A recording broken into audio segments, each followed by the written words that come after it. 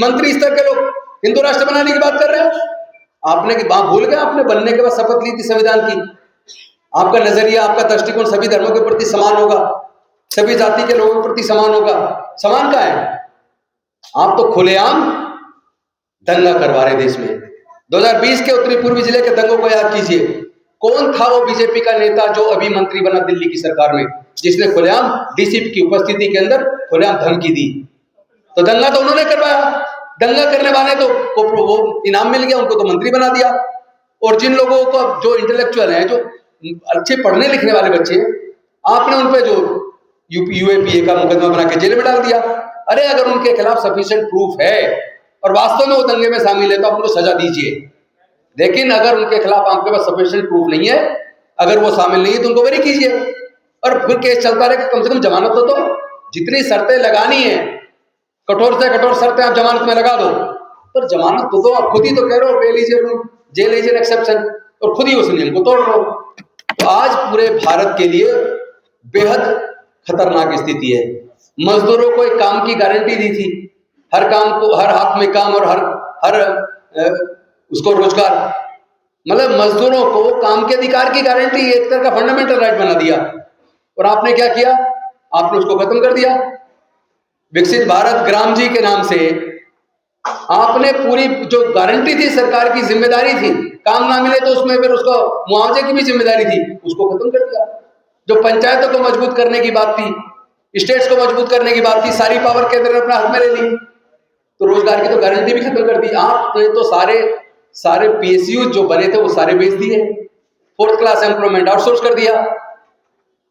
2 लाख से ज्यादा सरकारी स्कूल बंद हो गए, प्राइवेट इंस्टीट्यूट खुलते जा रहे। सरकारी engineering college, medical college, law college में भी आज की डेट में जो सरकारी कॉलेज में फीस है 20 से 30 लाख रुपया चाहिए एक बच्चे को, सरकारी इंजीनियरिंग कॉलेज से, सरकारी मेडिकल कॉलेज से, सरकारी लॉ कॉलेज से लॉ कराने, 5 साल की लॉ की डिग्री या इंजीनियरिंग की डिग्री कराने के लिए। अब बताइए 99% SC/ST के लोग, 98% ओबीसी माइनॉरिटी के लोग, जिनके पूरे परिवार की इनकम 5,000 से 10,000 के बीच है, 20,000 के बीच है, क्या वो 20-25 हजार का खर्चा उठा सकते हैं? ऊपर से हिंदू राष्ट्र के नाम पे पूरे देश के लोगों को बेवकूफ बना रहे हो आप। अरे देश वो तरक्की करता है जहां शांति होती है। भारत विविधताओं का देश है। भारत में हर 25-30 किलोमीटर पे भाषा संस्कृति बदल जाती है। इतने विविधता भरे देश में जहां अनेकों जाति, अनेकों धर्म है, किस तरह भारत को 562 रियासतों को खत्म करके एक मजबूत संयुक्त राष्ट्र के रूप में, एक सशक्त राष्ट्र के रूप में तैयार किया था। लेकिन आपने अपने स्वतंत्रता सेनानियों, संविधान निर्माताओं के साथ धोखा किया। अब हिंदू राष्ट्र के नाम पर पूरे देश को एक जंग में झोंक रहे हो, नफरत की आग पैदा कर रहे हो, कई धर्म के नाम पर, कई जाति के नाम पे। ये आग जब चलेगी, आग कभी ये नहीं देखती किस जाति का है, किस धर्म का है। जिधर की हवा होगी वो सारे घर अपने आगोश में ले लेगी, जल के राख हो जाएगा। आप लोग देश को जलाना चाहते हैं। हिंदू राष्ट्र के नाम पे आप लोगों को आतंकित कर रहे हैं, भयभीत कर रहे हैं। एक एडवोकेट होने के नाते जब मैं टेररिज्म की डेफिनेशन पढ़ता हूँ, टेररिज्म का मतलब है टेरर पैदा करना, आतंक पैदा करना, भय पैदा करना। जब कोई जय भीम बोल रहा है उसको पिटाई करके और उसको कहते हैं बोल जय श्री राम। जब किसी की आप टोपी उतार के दाढ़ी नोच के कहते हैं बोल जय श्री राम, तो आपने तो राम को भी आतंक का पर्याय बना दिया। कितने गंदे लोग हो आप इस पूरे देश को नफरत की आग में झोंक रहे हो, पूरे देश को जला रहे हो। हिंदू राष्ट्र ना कभी था, ना है, ना कभी बनेगा।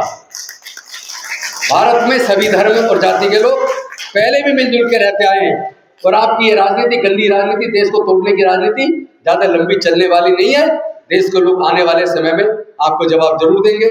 और चूंकि मैं आंदोलन में था वहां, इस वजह से लेट आया, आप लोगों से क्षमा प्रार्थी हूँ। आपने मेरे को आते ही बोलने का मौका दिया, मैं आपका भी आभारी हूँ। और ये अच्छा सब्जेक्ट आपने आज चर्चा के लिए रखा कि अनडिक्लेयर्ड हिंदू राष्ट्र तो बन ही गया है, वोट की चोरी आप कर रहे हो।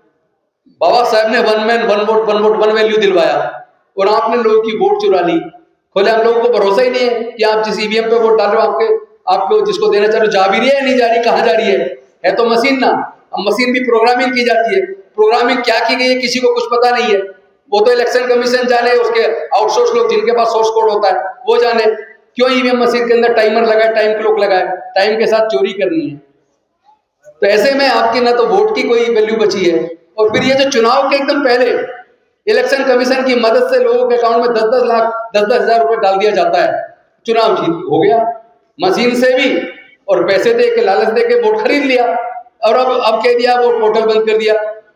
मतलब आपने, इसका मतलब तो क्लियर हो गया ना, आप पोर्टल बंद कर दिया, अप्लाई नहीं कर सकती महिलाएं। इसका मतलब आपने तो चुनाव जीतने के लिए किया था, और आपकी मदद किसने की? इलेक्शन कमीशन ने। तो जहां इलेक्शन कमीशन जिसकी जिम्मेदारी थी फ्री, फेयर, ट्रांसपेरेंट चुनाव कराने की, वो इलेक्शन कमीशन खुद बीजेपी के लिए काम कर रहा है। देश की सारी जांच एजेंसियां विपक्ष के खिलाफ लगा दी।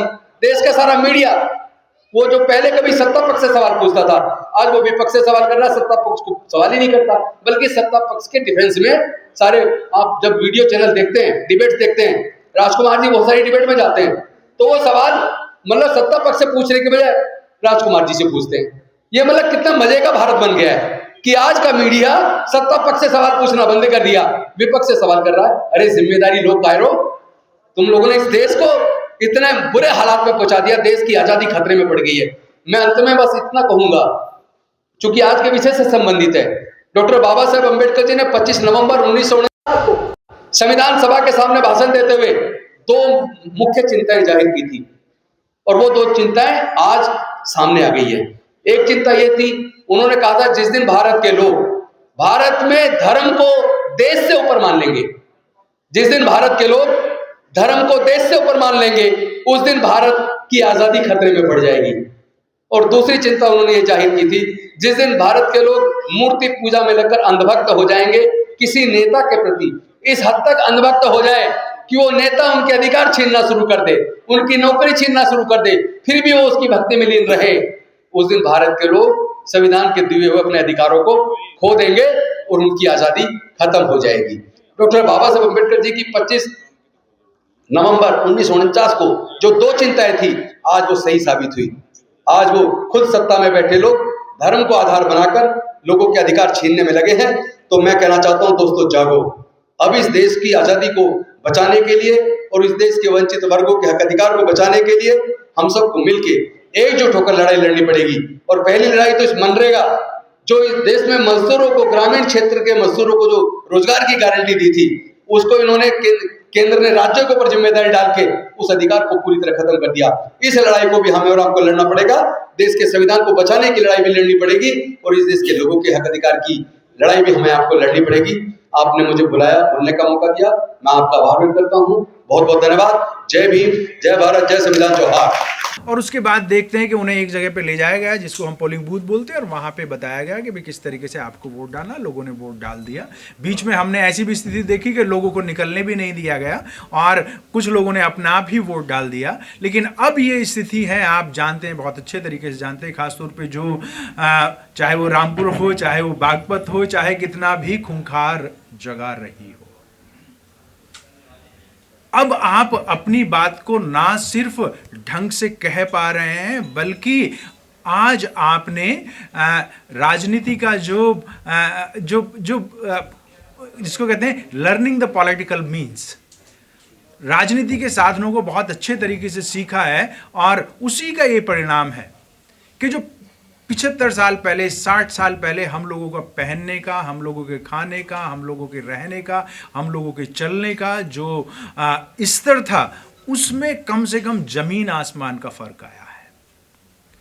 तो मैं अपनी शुरुआत जो है उसको सकारात्मक रूप से करना चाहूंगा कि ये जो लोकतंत्र है जो हमें मिला है, जिसकी बाबा साहब ने, आप जानते हैं कि किस तरीके से, किस संघर्षों के साथ हमारे नायक नायिकाओं ने इस लोकतंत्र को, इस संवैधानिक व्यवस्था को हमारे सामने या हमारे लिए सुनिश्चित किया।